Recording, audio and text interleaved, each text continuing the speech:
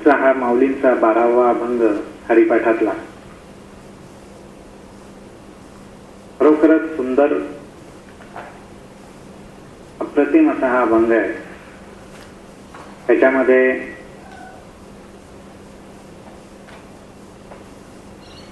एक अत्यंत आवडीची अभंगाची ओळ पण आहे. ती म्हणजे भावबळे आकळे येरवी नाकळे.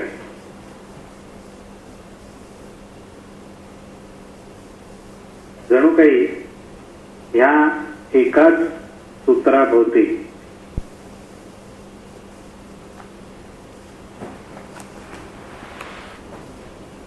सगळा अध्यात्म, सगळा परमार्थ फिरतो. योगसूत्र असू दे, ध्यानसूत्र असू दे, भक्तिसूत्र असू दे,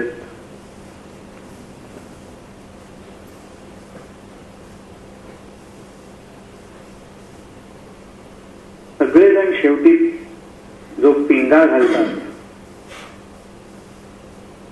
फेरा घालतात, तो एकाच गोष्टीभोवती शेवटी, तो म्हणजे भाव. भाव बळे आकळे येरवी नाकळे. आणि हे सूत्र अध्यात्मामध्ये तर उपयोगी पडतच, प्रपंचामध्ये सुद्धा हेच उपयोगी पडतं. आपण म्हणतो एखादी गोष्ट करताना आपल्याला 100% कॉन्ट्रीब्युशन त्याच्यात देता आली पाहिजे. कायिक, वाचिक, मानसिक 100%.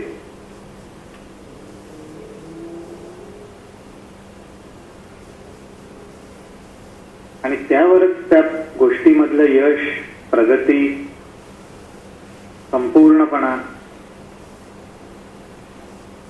हा सगळा त्याच्यावर अवलंबून असतो की आपला त्या मागचा भाव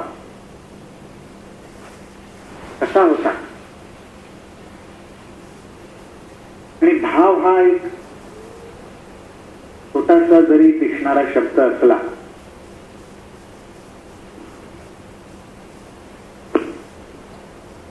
तरी हा लहानसा शब्द म्हणजे सगळीकडे व्यापून असलेलं एक स्पंदन आहे. प्रत्येकाच्या हृदयामध्ये प्रगट होणारं जे स्फुरण आहे, प्रत्येक गोष्टीच्या अगोदर, प्रत्येक घटनेच्या अगोदर मुळाशी जे स्फुरण घडतं, जे स्पंदन पावतं,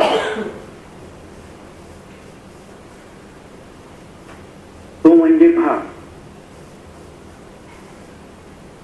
मग हा भाव म्हणजे एखादा विचार पण असेल, एखादी भावना पण असेल, किंवा भाव भावनांच्या पलीकडचं,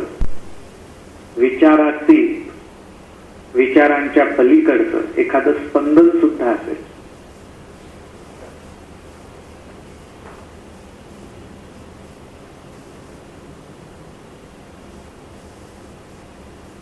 तान्या मुलाला जी भूक लागते,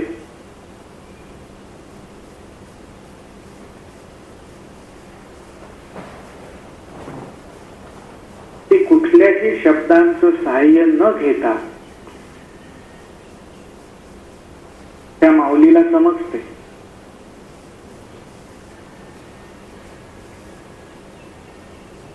आणि ती समजण्याची जी घटना असते, ती घटना म्हणजे एक साधं स्पंदन असतं.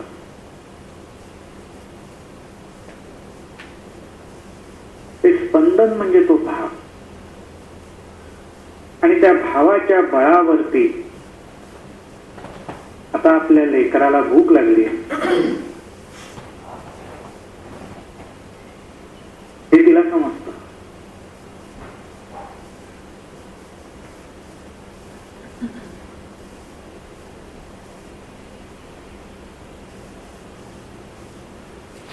आज त्या सूक्ष्म अवस्थेला जाऊन, त्या अत्यंत नाजूक, अत्यंत मुलायम, फक्त स्पंदनमय अवस्थेला जाऊन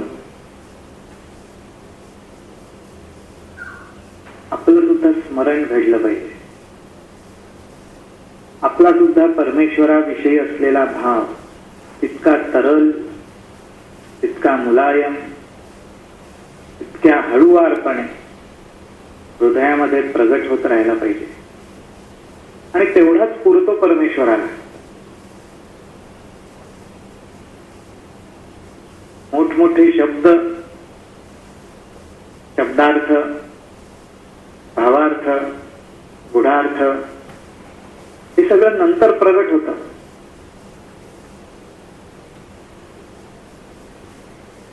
आपल्या मनींचं जाणून घ्यायला ते एक साधं स्पंदन सुद्धा त्याला पुरतं.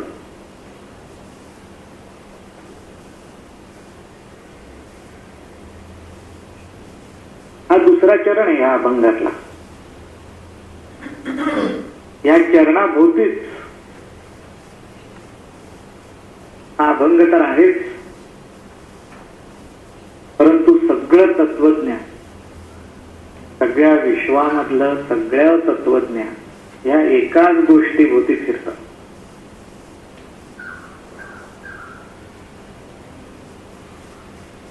आज जेव्हा आपण मनुष्य प्राणी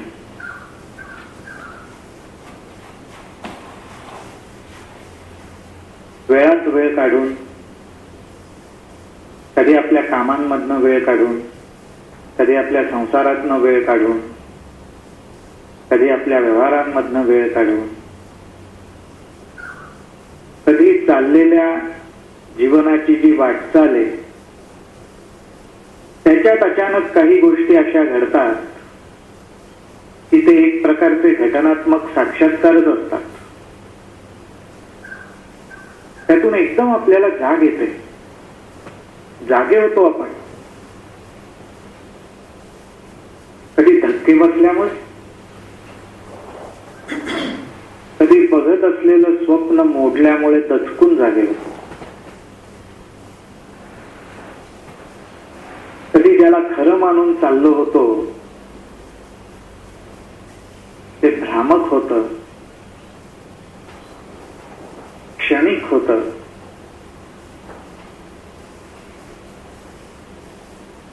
याची पूर्ण कल्पना आल्यामुळे जागे होतो. आणि मग असं जागं झाल्यावर कुठेतरी एक हृदयस्थ असलेल्या सद्गुरूमुळे त्या जीवाला एक प्रेरणा होते. आणि ती प्रेरणा काय असते तर ती एवढीच असते, मी आहे ना, मी आहे, अहम ब्रह्मास्मि. पण ही प्रेरणा होण्यामध्ये कुठेही शब्द नसतात, कुठेही अर्थ नसतो. फक्त तो एक संकेत हृदयस्थ प्रगट होतो आणि जीवाला असं वाटतं की अरे थोडी अध्यात्माची वाट धरावी, थोडी परमार्थाची वाट धरावी.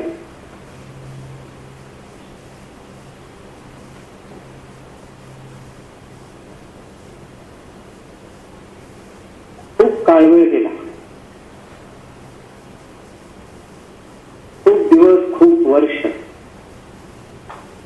अनेक रस्त्यांवरून फिरत राहिले.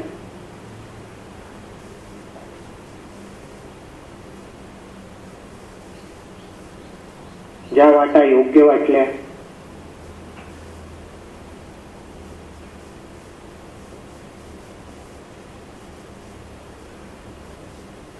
त्याच्यावरून चालत राहिले.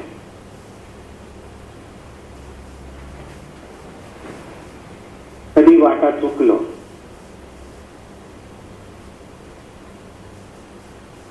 पण आता तर समजायला लागलं की बऱ्याचशा धरलेल्या वाटा या चुकीच्याच दिशेने जाणाऱ्या होत्या.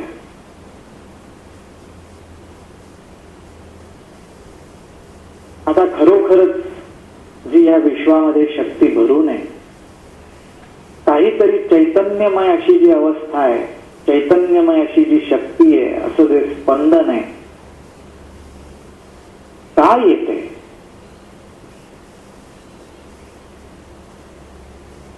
त्याचा कुठेतरी विचार करावा, अभ्यास करावा, जाणून घ्यावं, अशी एक इच्छा निर्माण होते.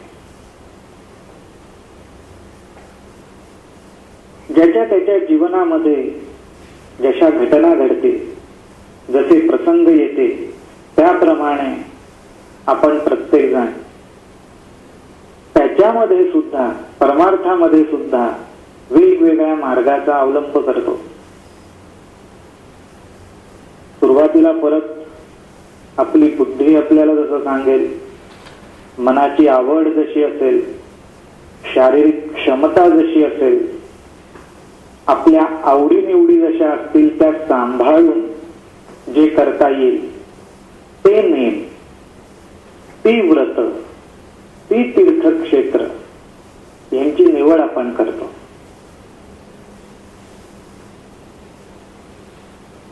कधी कुटुंबात चालत आलेल्या, परंपरेने आपल्याला माहिती झालेल्या तीर्थक्षेत्रांना आपण भेटी देतो. कधी मित्रमैत्रिणींच्या संगतीने आपण काही चांगल्या श्रद्धावान असलेल्या स्थानांना भेटीगाठी देतो. काही वेळा ऐकिवात येतात म्हणून भेटीगाठी देतो, काही वेळा अनुभव येतात म्हणून भेटीगाठी देतो.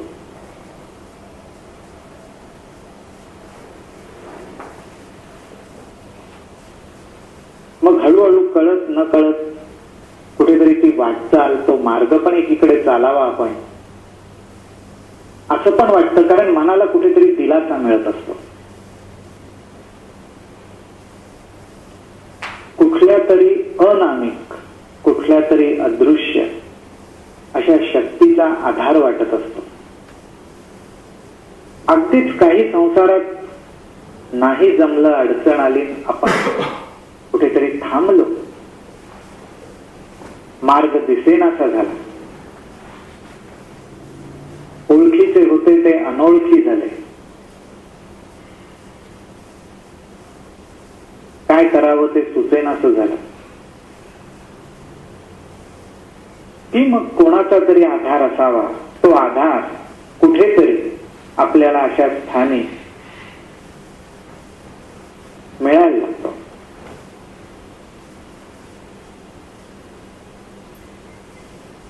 तिथे विश्वास दृढ व्हायला लागतो, श्रद्धा भाव वाढायला लागतो आणि त्या स्थानाला आपल्या मनामध्ये तीर्थक्षेत्राचं महत्व प्राप्त होतं. मग त्यातून आपला भाव, आपली श्रद्धा डळमळू नये म्हणून त्यातून एक नियम म्हणून आपण एखादं व्रत मनामध्ये ठरवतो. ते व्रत सुद्धा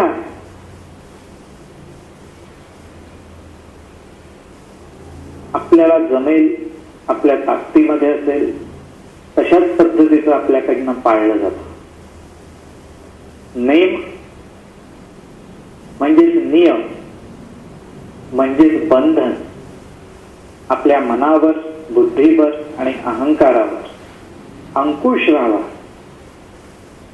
म्हणून नेम ठरवला जातो. तो सुद्धा आपल्या आवडीनिवडीनुसारच ठरवला जातो. आपल्या आवडीनिवडी सवयीमध्ये आल्या की नेम आणि व्रत मध्येच मोडून पडायला वेळ लागत नाही. काही वेळा मनासारखं व्रत आणि नेम केल्यानंतर व्हायला लागलं आणि झालं की त्यानंतर सुद्धा नेम आणि व्रताचा विसर पडायला वेळ लागत नाही.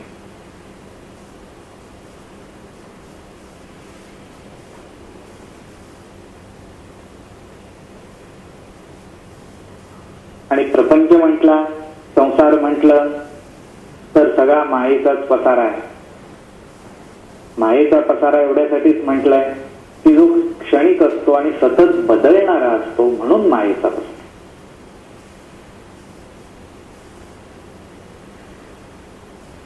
क्षणिक आहे, सतत बदलणारा आहे.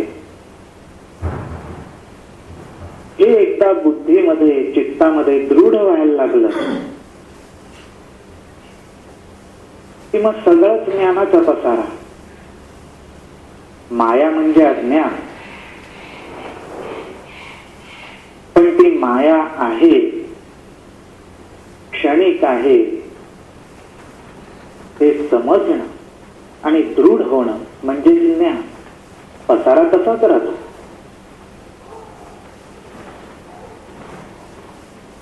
भाव बदलतो आणि हा भाव आपल्या मनामध्ये दृढ झाला, हा भाव आपल्या मनामध्ये खोलवर रुजला आणि मग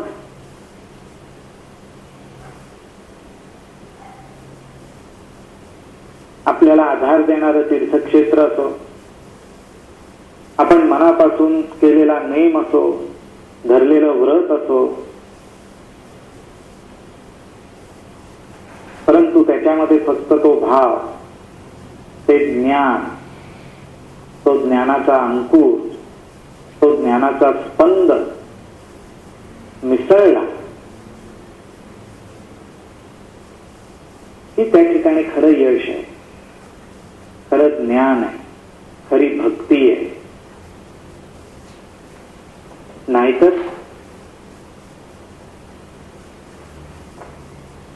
नाहीतर मग ती एक उपाधी आहे, बंधन आहे, अडचण आहे.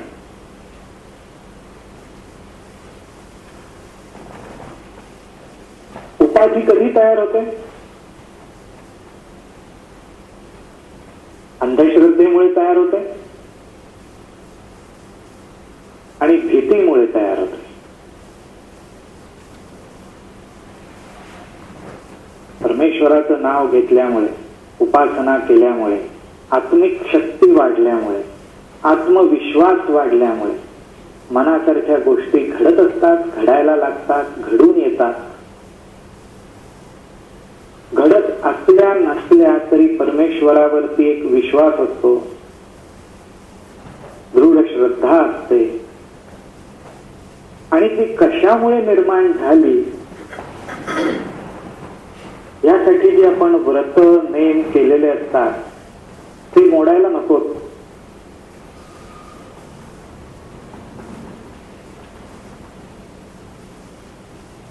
इतके दिवस आपण करत आलो, चालू ठेवू, त्याने काही वाईट तर होत नाही.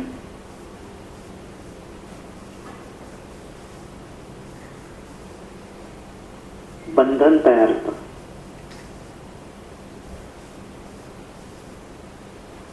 मूळ उद्देश जो आहे त्याच्याकडे कानाडोळा होतो, त्यातला भाव गळून पडतो आणि ते एक नित्य नैमित्तिक कर्म होतं.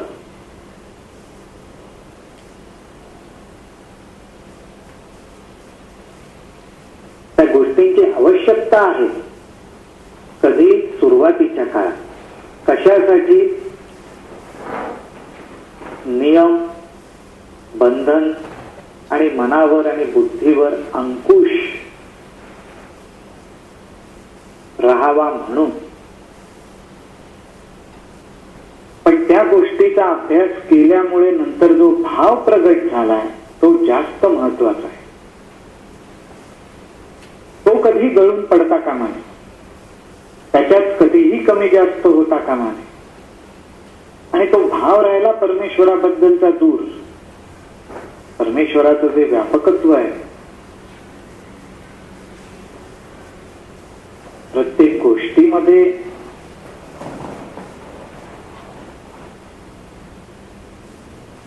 परमेश्वराचं जे अस्तित्व आहे, प्रत्येक क्षणामध्ये जे अस्तित्व आहे, त्या प्रत्येक क्षणाला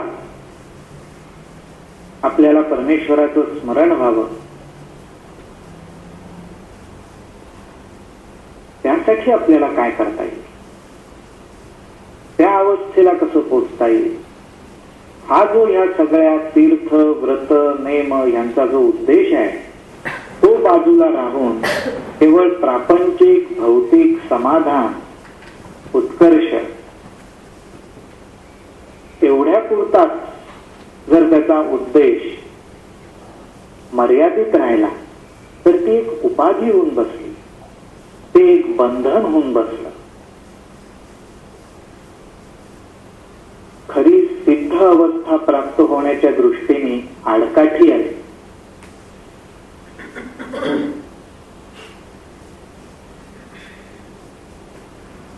विवेकानंदांच्या चरित्रामध्ये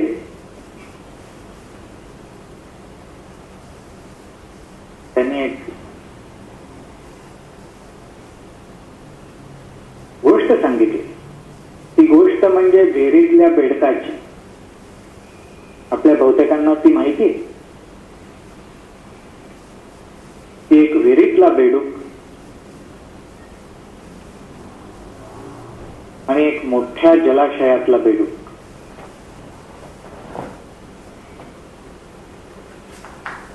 तो मोठ्या जलाशयातला बेडूक त्या विहिरीमधल्या बेडकाला भेटायला येतो. विहिरीमध्ये तो पडतो का भेटायला येतो.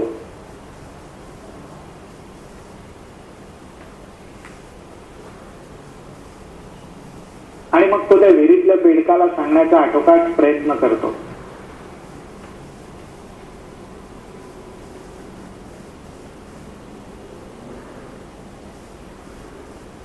अरे ह्या विहिरीमध्ये जेवढं जल आहे पाणी आहे तेवढंच नाही,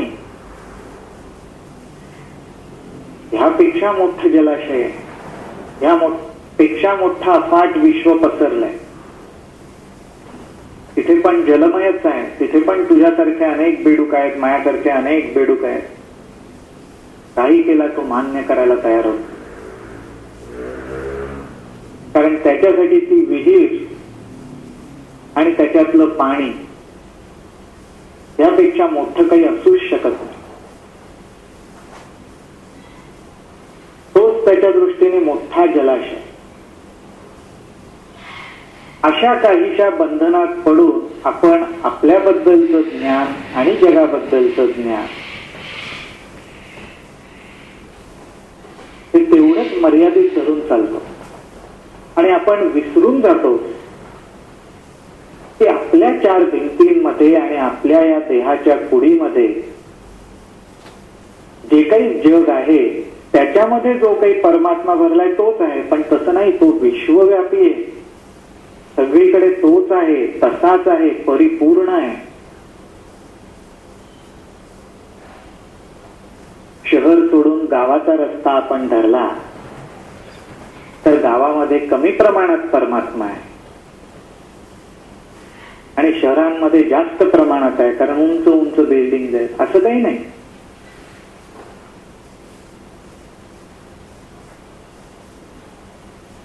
सगळीकडे तोच आहे, पूर्ण, संपूर्ण, परिपूर्ण.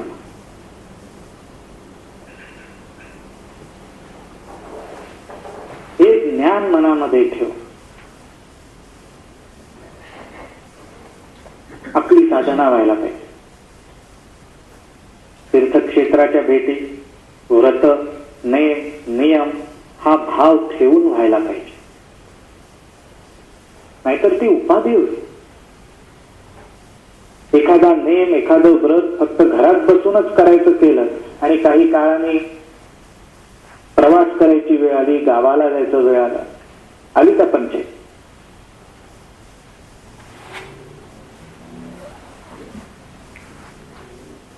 तशी बंधनं नको.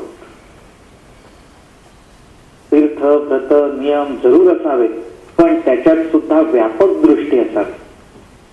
ती कोणासाठी आहे, कशासाठी आपण धारण केली याचं संपूर्ण ज्ञान असावं. म्हणजे मग त्याच्यात भाव प्रगट होईल. आणि भाव ही एक मग जबाबदारी आहे. अत्यंत तीव्र टोकदार असा तो अंकुश आहे.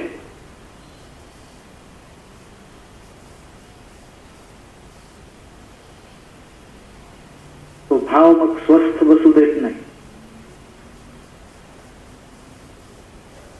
आज आपल्या ज्या जबाबदाऱ्या आहेत, विचार करू आपण. एखाद दिवस पळवाट शोधू, दुसऱ्या दिवशी शोधू, तिसऱ्या दिवशी शोधू, चौथ्या दिवशी त्या जबाबदारीचा अंकुश असा टोचेल की मनाला आणि बुद्धीला तो सळो की पळो करून सोडेल आणि बरोबर परत आपण आपल्या कामाला लागतो. असा हा भाव आहे, ती जबाबदारी आहे, तो अंकुश आहे, तोच अनुभव आहे.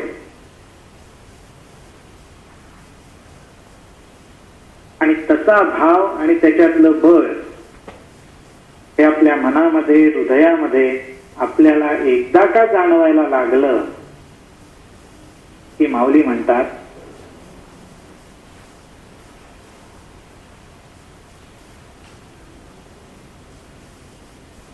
की एखाद्याच्या हातावर जसे आवळे असतात तसा हरी सगळीकडं तितक्या सहजपणे अनुभवायला येतो.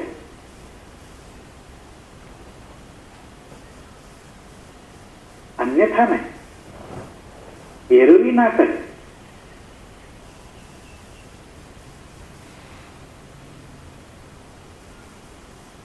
नाहीतर तो गायब होतो, मुळातच अदृश्य. पण अजून तो विस्मरणात पण जातो.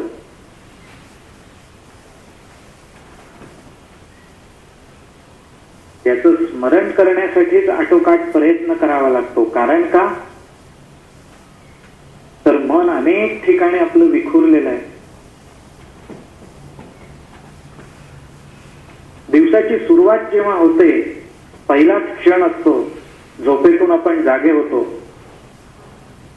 डोळे उघडतो.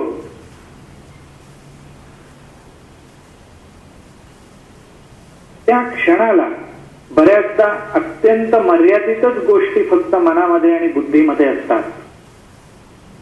पण जसा एक एक क्षण त्याच्यामधला वाढायला लागतो, बाप रे बाप, किती किती किती तरी ठिकाणी मन विखुरलं जातं.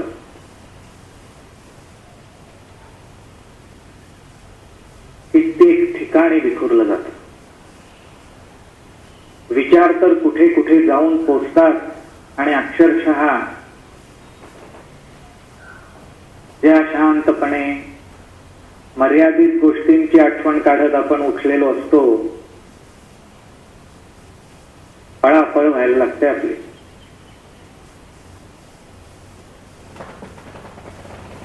एक दिवस एवढासा मिळालाय, पण कितीतरी गोष्टी करायच्या.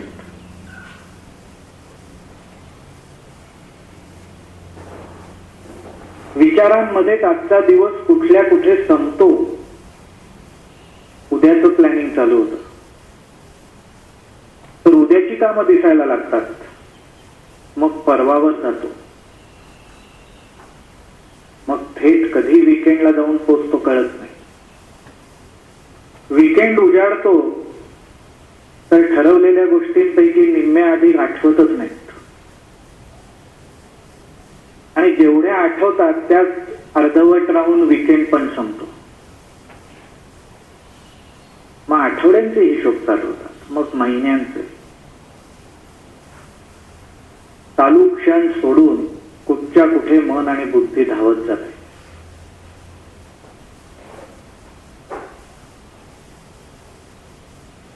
आणि जे व्हायचंय ते त्याच गतीने, त्याच पद्धतीने, त्याच प्रमाणात आणि जेव्हा तेव्हा तसंच होतं.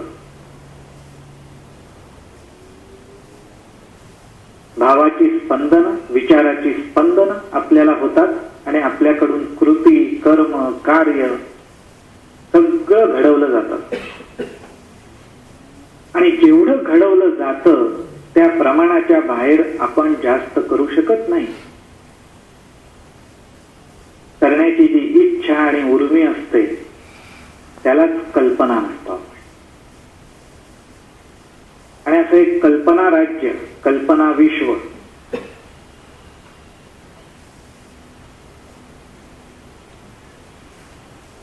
यातच आपण असतो. एखाद्या गोष्टीला धरून आपण विचारच करत बसतो, ती दृश्य रंगवत बसतो. हे असं होईल, असं होईल, असं केलं पाहिजे, असं झालं पाहिजे. जे व्हायचंय तसंच होतं. आपल्या वाट्याला त्याच्यातलं जे कर्म कर्तृत्व येणार आहे ते तेवढंच येतं. कुठेही त्याच्यात वाढ होत नाही की कमीपणा पण येत नाही.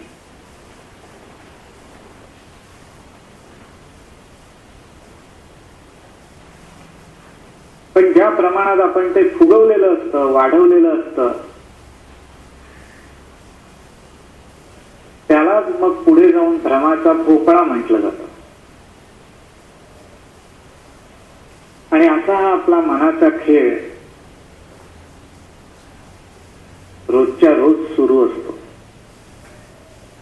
आणि अशा या अनेक ठिकाणी आपलं जे विखुरलेलं मन आहे त्या विखुरलेल्या मनाला पदोपदी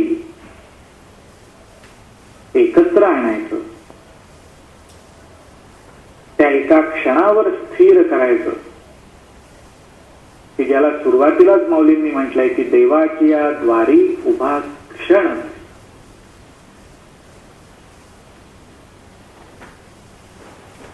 हे अत्यंत चिकरीचं काम, मुश्किलीचं काम.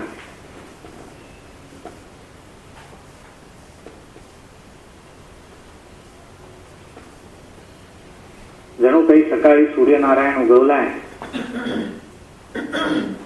आणि त्याचे जसे हजारो सूर्यकिरण या पृथ्वीवरती अवतरतात. आणि जर का संध्याकाळी कोणाला सांगितलं की ते सगळे सूर्यकिरण गोळा करून सूर्यनारायणाला परत पाठव तर त्याची जशी अवस्था होईल तशी काहीशी आपली अवस्था असते. एवढूसा देह, एवढूसा जीव, त्याच्यातलं एवढूसं मन, पण एवढं पसरतं त्या सूर्यनारायणाच्या प्रकाशासारखं की त्याला परत एका ठिकाणी आणणं म्हणजे माऊली म्हणतात पारियाचा रवा घेता भूमीवरी यत्न परोपरी साधन तैसे. प्रत्येक साधन, कुठलंही साधन, कुठलीही साधना कष्टमय वाटते, अवघड वाटते, जमणार नाही असं वाटतं, जमत नाही असं वाटतं, काही वेळा कंटाळवाणी होते, काही वेळा ती करतानाच थकून जायला होतं. त्याचं कारण एक मन मुळात खूप ठिकाणी विखुरलेलं आहे. म्हणून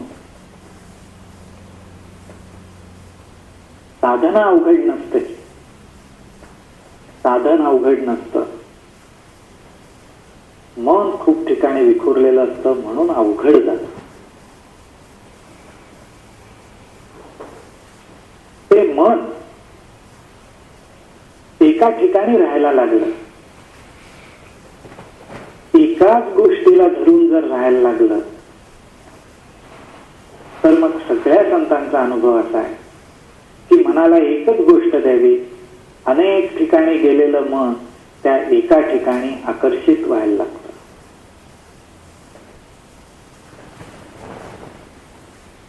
आज जेव्हा पाऱ्याचा एखादा थेंब जमिनीवर पडला की प्रशाचे 5-50 अनेक बारीक बारीक बारीक थेंब तयार होतात. त्या प्रत्येक थेंबाला गोळा करणं अवघड जातं. पण एका थेंबाला दुसऱ्या थेंबापाशी न्या, तिसऱ्या न्या, चौथ्या न्या, पाचव्या न्या, ते एकमेकांशी जोडायला लागतात, जोडले जातात आणि हळूहळू करत परत मूळ स्वरूपाचा मोठा थेंब तयार होतो. आज त्याच पद्धतीने एका गोष्टीपाशी एका साधनेपाशी, एका देवापाशी, एका तत्वापाशी, एका सद्गुरूंपाशी, एका इष्टदेवतेपाशी, एका भावासकट मनाला जर जोडलं तर हजारो ठिकाणी विखुरलेलं मन हळूहळू हळूहळू हळूहळू एकत्र व्हायला लागेल. अनेक गुणांनी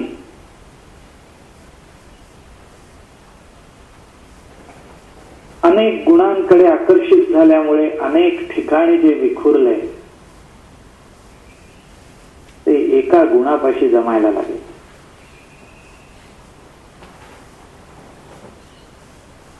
आणि अनेक गुणांना सोडून एका गुणाशी स्थिर होणं म्हणजेच निर्गुण.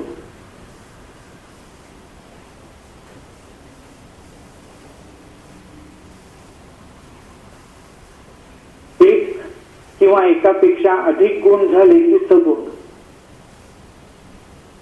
एकच गुण होऊन तो सुद्धा मूळ गुणाचा जो स्रोत आहे, मूळ गुणाचा जो उगम आहे, त्याच्यामध्ये तो एक झालेला गुण मिसळला गेला की झालं निर्गुण.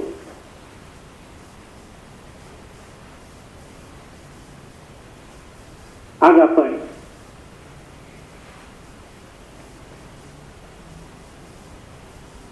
जी काही 17-18 मंडळी बसलेलो होतो ते 17-18 गुण आहेत,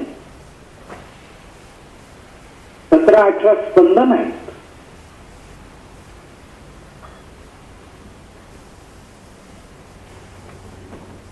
पण हे वेगवेगळे गुण एकाच धाग्याने जोडलेले आहेत.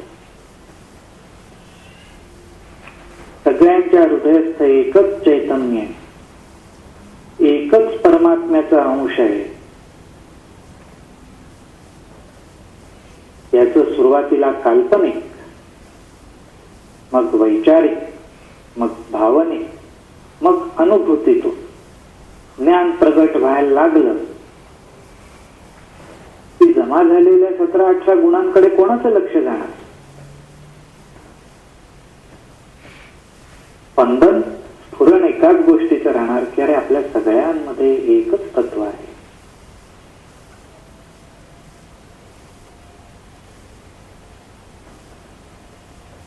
रंगीबेरंगी वस्त्र दिसतंय, अनेक रंग त्याच्यात भरलेलं वस्त्र दिसतंय, पण त्या वस्त्रामध्ये एकच धागा सगळीकडे फिरलेला आहे. किंवा जे काही धागे फिरलेले आहेत त्याच्यात एकच सूत आहे. ह्या विचारावर दृढ राहणं म्हणजे ज्ञान. निर्गुण झालं म्हणजे दिसणारे रंग दिसेनासे झाले असं नाही, पण त्या सगळ्या रंगांना जोडणारा धागा एकच आहे. त्या एकाच धाग्याने जोडल्यामुळे, त्या एकाच धाग्याने वेगवेगळे रंग धारण केल्यामुळे रंगीबेरंगी वस्त्र दिसत आहेत, म्हणून वेगवेगळी लोक दिसत आहेत, म्हणून वेगवेगळी मनं दिसत आहेत, वेगवेगळे गुण दिसत आहेत, पण धरलंय सगळ्यांना एकाच धाग्याने.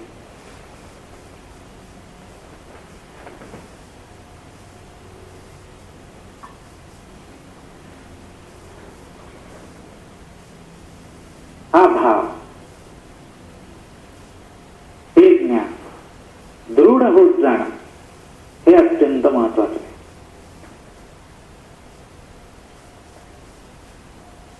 आणि हे ज्ञान माऊलींना सद्गुरु कृपेने निवृत्तीनाथांमुळे मिळालं. आणि मिळालं म्हणजे कसं मिळालं? माऊली म्हणताय माझ्या हाती दिलं.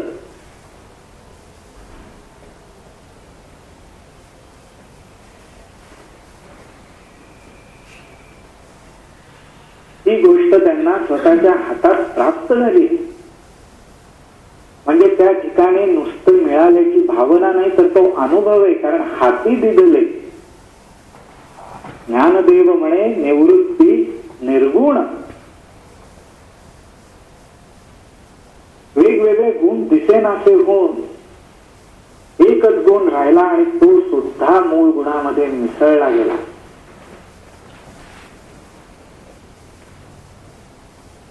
अवघा रंग एक झाला, रंगी रंगला श्रीरंग. सगळ्या रंगांचा जो रंगपणा येतो तो ज्या श्रीरंगामुळे येतो, तिथे सगळे रंग एक होतात आणि मग एकच रंग राहतो, सगळ्या रंगांना धारण करणारा आणि सगळ्या रंगांच्या पलीकडे उरणारा, तो म्हणजे श्रीरंगाचा, म्हणजेच निर्गुण, म्हणजेच सगुण, म्हणजेच सगुण आणि निर्गुणाच्या पलीकडे. असं जे ज्ञान आहे, दिधले संपूर्ण माझे हाती,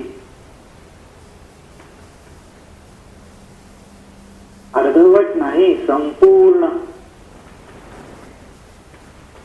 ते दिल्यानंतर काही करावं लागणार आहे, ते दिल्यानंतर काही साधनांची खटपट, काही श्रम पडणार आहेत असं नाही. जे दिलं ते संपूर्ण दिलं. जे दिल्यानंतर काही करायची आवश्यकताच राहत नाही.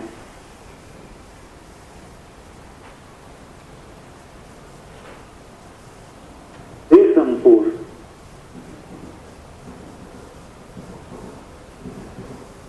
असं हे ज्ञान, असा हा अनुभव, अशी ही अनुभूती माऊलींना निवृत्तीनाथांमुळे प्राप्त. पण ती काय आणि ती कशी असते, तिथपर्यंत आपल्याला कशी वाटचाल करायची? काल्पनिक कल्पनांच्या साह्याने, वैचारिक विचारांच्या साह्याने, बुद्धीच्या आधाराने, रोजच्या जीवनामध्ये जाणीवपूर्वक, लक्षपूर्वक, पावलोपावली आपल्याला त्याचा अनुभव घेता आला पाहिजे. आपल्याला काय अनुभव घ्यायचा आहे यावर आपलं लक्ष स्थिर पाहिजे. अनुभव भले आता येत असो किंवा नसो, पण काय अनुभूती असणार आहे, काय अनुभव असणार आहे त्याचं ज्ञान तर पाहिजे. नाहीतर जो येतोय तो अनुभव आहे, अनुभूती, हे तरी कसं समजायचं? ते समजण्यासाठी जे करावं लागतं तो प्रयत्न, ती साधना, ती वाटचाल आपल्याला रोज चालावी लागते.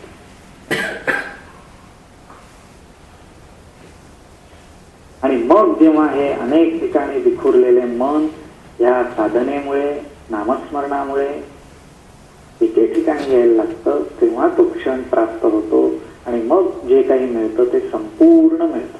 मग त्या क्षणानंतर करण्यासारखं काही राहत नाही.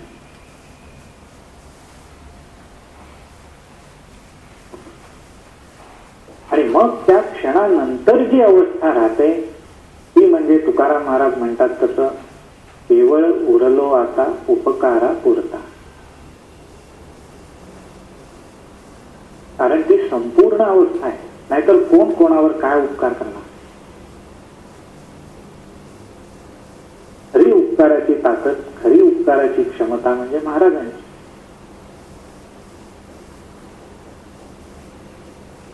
जी अवस्था प्राप्त होते कधी संपूर्ण ज्ञान झाल्या.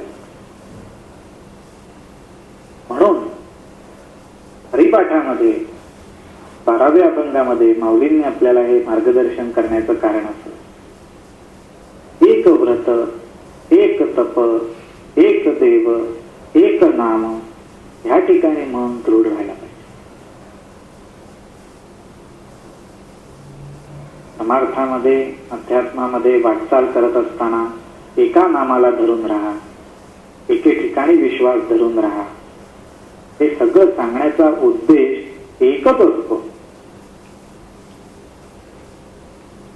ज्याला मी शुद्ध उद्देश म्हणतो.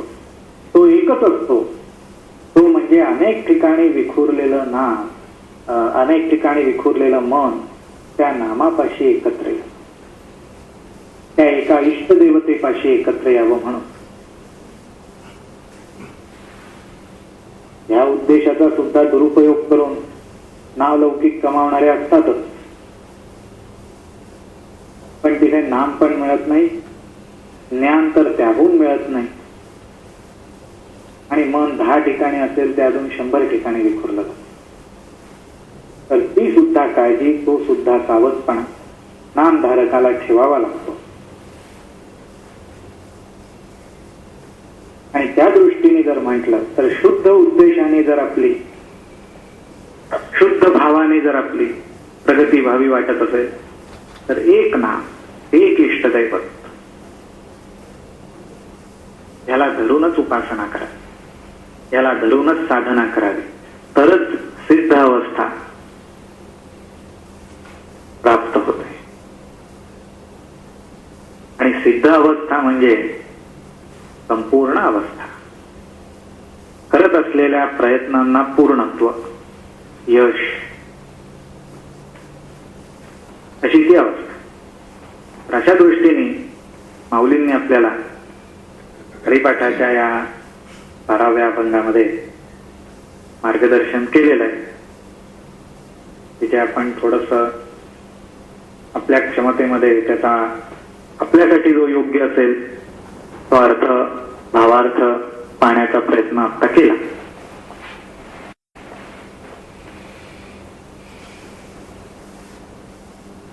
तर तुमच्यापैकी कोणाला काही शंका, विचार असतील तर जरूर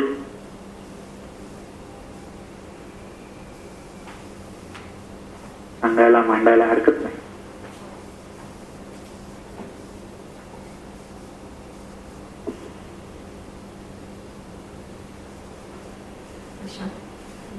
दुसऱ्या ओवी मधली दुसरी ओळ, ती करतळी आवळी जी आहे ऐसा ना, हरी. उपमा, ती त्याच्यामध्ये म्हणजे परमेश्वरात किंवा सद्गुरूंचं दर्शन आपल्याला जसं आपण हातावर आवळा घेऊन सहज दिसावं तसं कायम, म्हणजे अशाच अर्थाने त्यांनी दिलेली आहे उपमा की काय?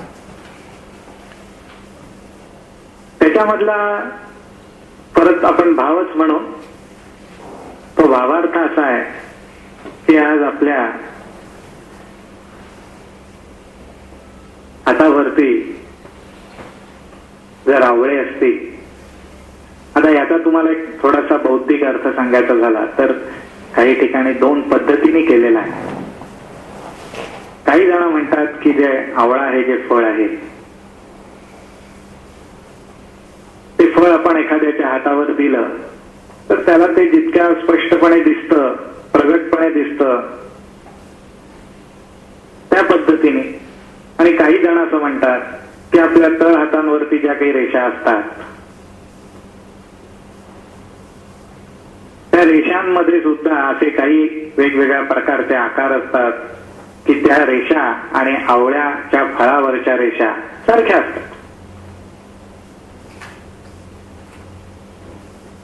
अशा पद्धतीचा काही जणांनी अर्थ सांगितलेला आहे. हा एवढ्यासाठी सांगितला की हे दोन्ही जे बौद्धिक अर्थ आहेत ते आपल्याला माहिती असतात, परंतु मूळ याच्यातला भावार्थ काय, तर जे काही आपल्या हातावर आहे ते बघण्याची जर वेळ आली, ते बघण्याची जर परिस्थिती निर्माण झाली तर ते बघणं जे आहे ते समोरासमोर आहे,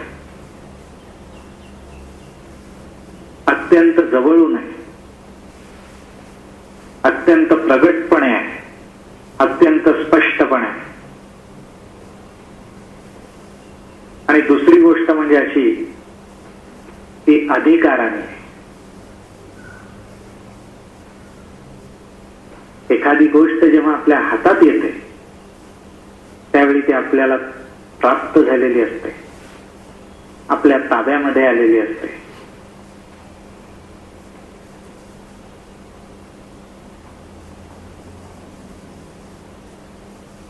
त्या पद्धतीने हरी आपल्याला प्राप्त होतो. आपल्या हातांचं दर्शन घ्यायला कधीच कुठली आडकाठी येत नाही, कधीच कुठले फारसे श्रम करावे लागत नाहीत. ते सततच आपल्या बरोबर असतात. हवे तेव्हा चेहऱ्यासमोर येऊ शकतात, हवे तेव्हा दृष्टीसमोर येऊ शकतात. त्या पद्धतीने सतत आपल्या बरोबर. कामामध्ये, देण्या घेण्याच्या व्यवहारांमध्ये, दर्शन घेण्याची वेळ आली तर त्याच्यामध्ये सतत आपल्या बरोबर असतात. त्या पद्धतीने आपल्याला हरीचं दर्शन हे भावाच्या बळावरती होऊ शकतं. सहज, हवं तेव्हा.